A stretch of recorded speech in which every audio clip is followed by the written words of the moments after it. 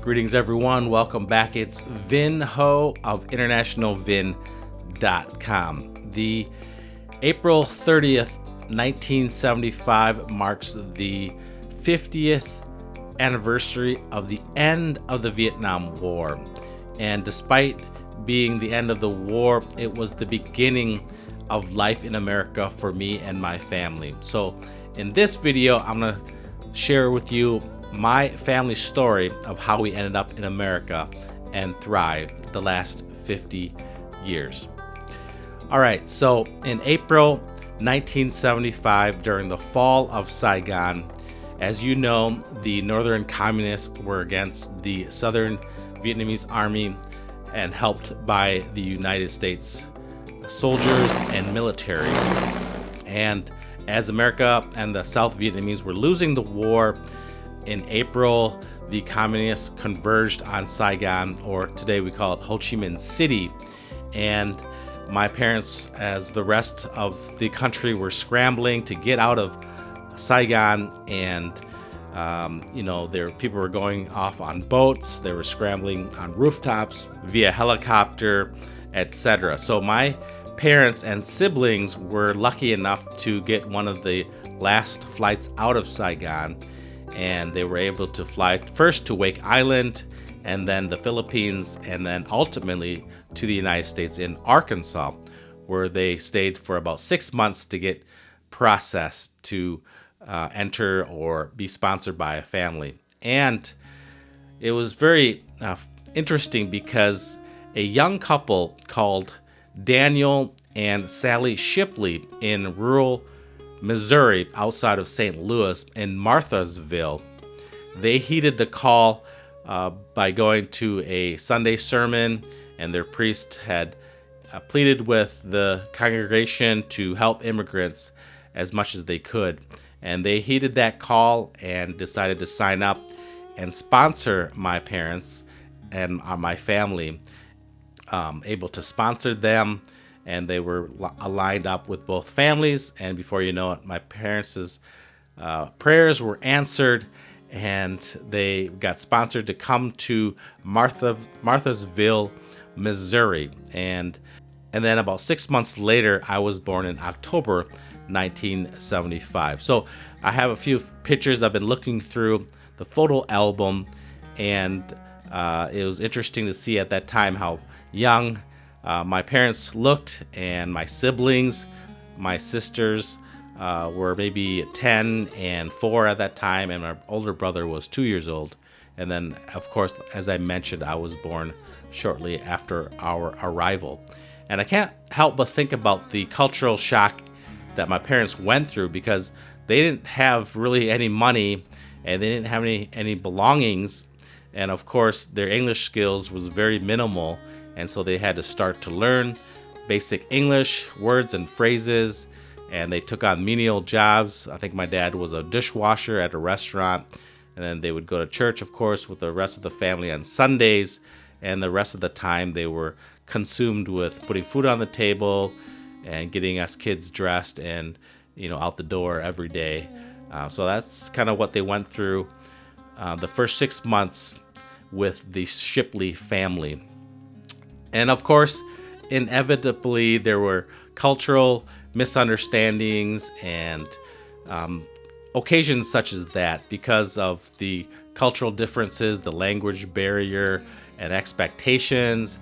My parents were familiar with the Vietnamese food of cooking with nuoc mam, which is a fish sauce condiment that's very kind of potent, and they had to adjust their lives to live with the Shipleys, who offered cereals, cookies, pastries, and bland food such as steak and potatoes. So just on that level, it was different.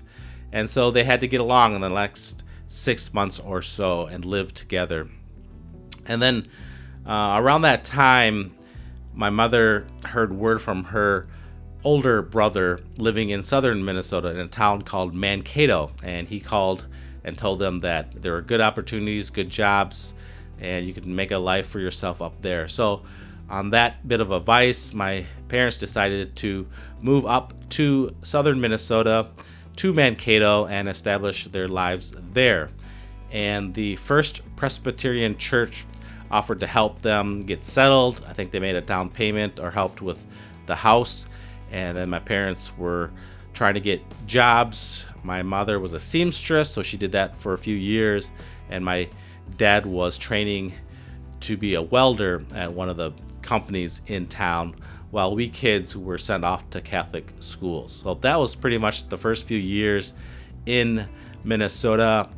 And around 1982, they saved enough money to open a grocery store, an Asian type of dry goods store in Mankato, and it was the first of its kind. And in 1986, they turned it to a deli. I remember there's only 4 tables, and they had offered, fried rice, stir-fried vegetables, egg rolls, and that type of cuisine. And a few years later, as we worked up and in society and saved money, we worked at the grocery store, and then they turned it into a full-fledged restaurant called Vin Long Tea House. And that happened when I was maybe in grade school, I think 4th, 5th, or 6th grade. And I recall a lot of good memories through junior high and high school working there. And it really nourished and kept our family going financially.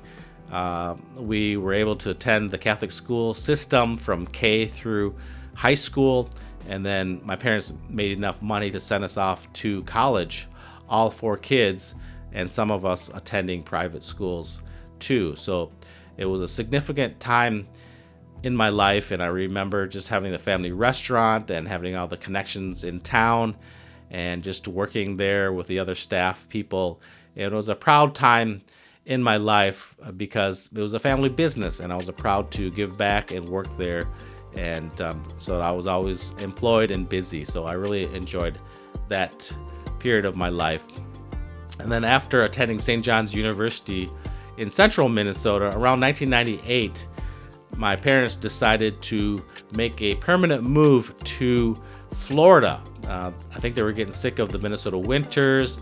They wanted to move to a climate that was similar to Vietnam, where they could spend more time outdoors and do gardening and the like. And so that's what brought them to Southwest Florida in a town called Fort Myers. So they've been here in Fort Myers ever since 1998, and they've thrived here very well too.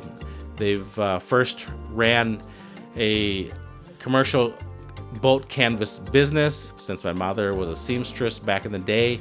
So they ran that for several years, over a decade. And while they were doing that, they got into real estate. So they bought 2, 3, or 4 homes that they fixed up.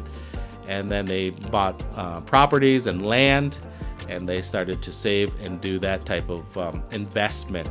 And then finally now into their retirement, they're running a tropical garden and nursery in town. So that's kept them very, very busy. They just love that type of work, being outdoors, being, with tropical plants and the like. So, Florida has been really good to them too. Just like Minnesota, we've had really good friends. They're kind people and lifelong neighbors, and people that have helped us out along the journey have been very pivotal to our development and progress in America.